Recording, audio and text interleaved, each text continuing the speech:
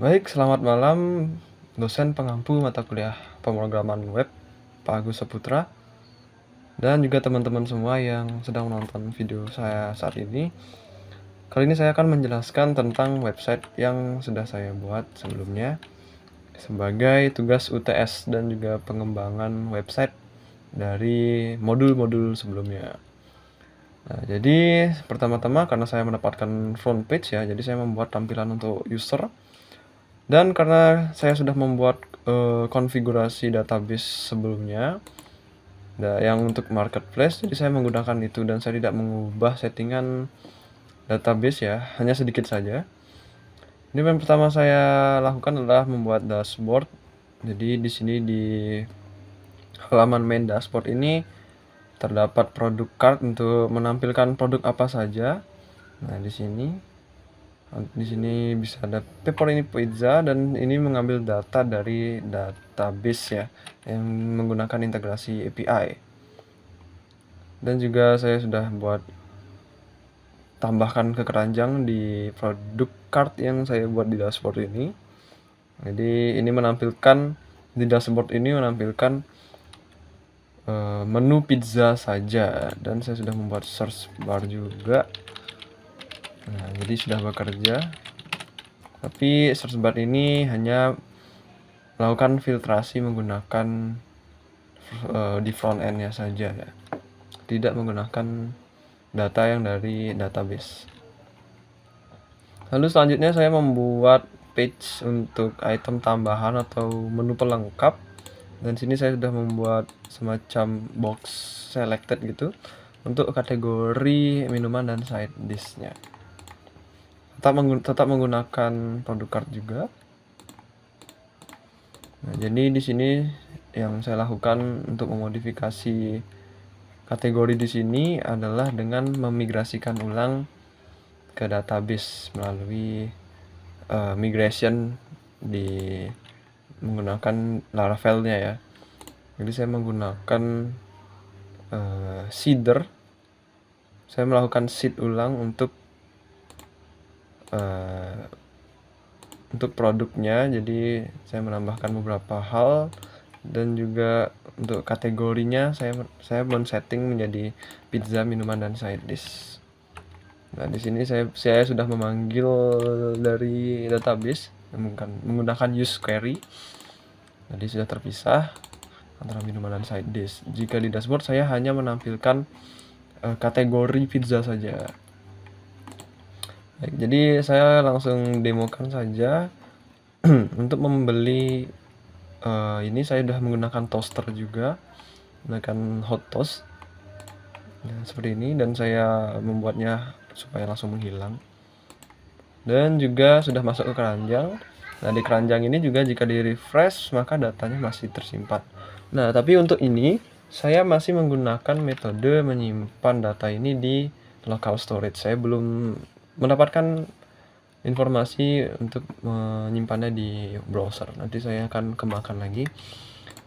Dan ini ada untuk settingan topping tambahannya saya menggunakan tulisan gini saja. Dan setiap penambahan terdapat hover gini juga untuk menarik tampilan. Dan setiap sekali klik topping akan otomatis menambahkan harganya. Oke, jadi saya coba menambahkan french fries dan juga Sprite. Dan mari kita coba check out. Oh ya, sebelumnya di keranjang ini juga menampilkan produk apa saja. Di sini ada produk item, produk card, produk chart, dan juga ada total harga yang harus dibayarkan. Ada juga fitur hapus yang bisa dilakukan ya. Lalu check out. Nah, di check out ini juga ada beberapa tampilan. Di box yang pertama itu adalah informasi kontak pelanggan. Nah, saya membuat inovasi semacam ide untuk supaya admin mengetahui ini pesanan dari siapa. Maka dari itu saya juga perlu menambahkan tabel baru di database, yaitu billing records dan juga untuk detail transaction dan billing record. Di sini misalkan saya menambahkan pesanan ya, sebagai berikut. Kenapa saya memilih nomor telepon? Karena saya juga bingung menentukan hal yang menjadi identitas dari pelanggan tersebut, jadi saya menggunakan nomor telepon. Karena ini self service, jadi saya kira membuat nomor telepon ini supaya pelanggan juga mengambil makanan yang mereka pesan sendiri di kasir atau di tempat penyedia makanan. Lalu di box berikutnya adalah box detail barang. Ini menampilkan barang yang diimport dari chart tersebut. Nah, oh ya, belum saya simpan untuk itu. Mari kita ulangi. Nah, di sini menampilkan harga totalnya juga, dan saya memasukkan biaya layanan yaitu konstan 5.000.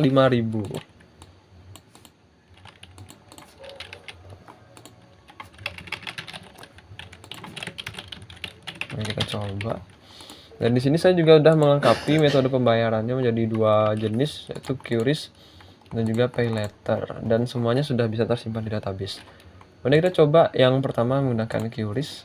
Nah, saya membuat ini sebagai dummy saja, dan ini bukan QRIS beneran. Jadi ini masih sebagai prototipe saja. Dan jika sudah berhasil terbayar, saya umpamakan saja sebagai mengklik hal ini, dan ini saya pisahkan page-nya juga. Nah, pesanan QRIS berhasil completed. Oke, jadi jika kita lanjutkan maka akan kembali ke dashboard. Nah, dan mari kita coba untuk pembayaran yang berikutnya terkait Pay Later. Jadi di Pay Later ini berbeda dengan QRIS. Apabila QRIS itu masuknya akan langsung ke riwayat penjualan, karena dari QRIS tersebut langsung berakhir pembayarannya dan langsung lunas. Sedangkan untuk Pay Later itu belum lunas, dan juga para pelanggan akan membayarnya di belakang. Oke.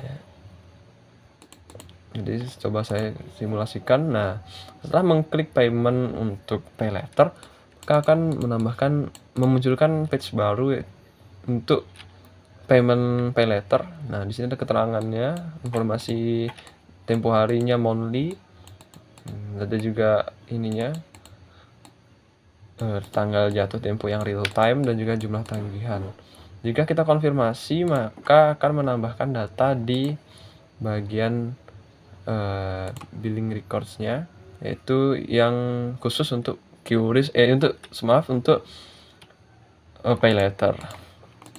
Dan jika kita lanjutkan akan kembali ke dashboard. Nah, mungkin itu saja dari front page, dan karena saya tidak menemukan kelompok untuk membuat backend, saya juga membuat backend yang saya buat sendiri. Nah, di sini saya menambahkan filter ya, dan untuk kategori, untuk minuman, dan juga untuk side dish sudah bisa. Dan untuk di sini sudah saya menggunakan search filter yang terintegrasi dengan API. Nah, misalkan saya contoh pepperoni. Oke, dan juga saya sudah membuat pagination, di mana pagination-nya satu page itu 10 ya. Jadi sudah bisa disambungkan, dan juga saya sudah membuat tombol aktif untuk ke pagination berikutnya, ke 10 produk berikutnya. Ya. Kurang lebih seperti itu. Dan di sini juga ada tambahkan produk yang sudah bisa digunakan. Misalkan kita menambahkan pizza baru. Nah, di sini ada kategorinya sudah terintegrasi dengan API.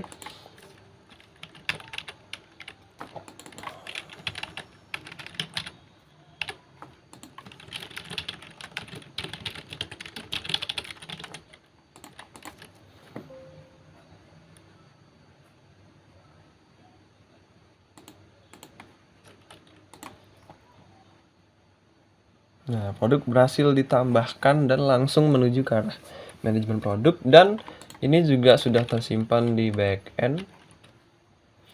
Nah, di sini fitur yang saya tambahkan adalah tempat untuk Pay Later-nya. Ini tersimpan di sini dan juga ada fitur untuk menandai jika sudah lunas. Dan jika sudah kita selesaikan, akan tersimpan di riwayat penjualan beserta dengan detail transaksinya. Itu ada nomor telepon, nama pelanggan, dan juga detail item apa saja yang pelanggan beli. Dan di sini tagihannya bisa kita tandai dan akan selesai dan akan langsung berarah ke riwayat penjualan. Nah, dan juga saya sudah membuat login page ya. Dan login page-nya untuk saat ini masih statis.